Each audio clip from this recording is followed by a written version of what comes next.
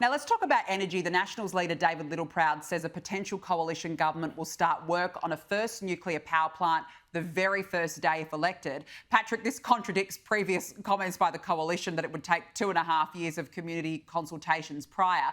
But regardless, how important is it to have a debate in this country on nuclear and energy? We haven't been allowed to have a debate, have we, for years? And the rest of the world, dozens and dozens of countries are rushing to take up nuclear technology, in great part because AI will use up so much power in the future.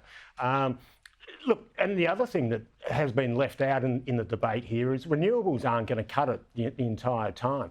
If we don't have nuclear, then we're going to be reliant on gas and, to a lesser extent, coal for a long time to come. I think we've been very let down by the lack of debate about nuclear. It may not be the answer, but it certainly should be on the table, and it should have been on the table 10, 20 years ago. We need a discussion on how we're going to keep the lights on in this country, because it's certainly not happening under the renewables fantasy. I agree.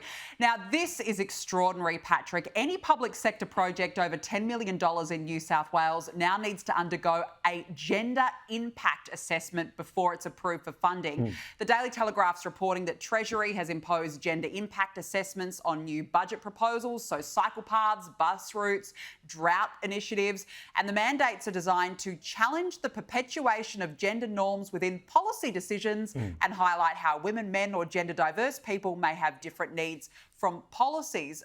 Patrick, America's moving away from DEI and this sort of nonsense. Why are we chasing it here? Oh, look, it was interesting, Danica, wasn't it? This sort of got implemented very secretly back in October last year, obviously because they sort of figured out that the wider world and the taxpayers would say, what the hell are you doing? This is crazy.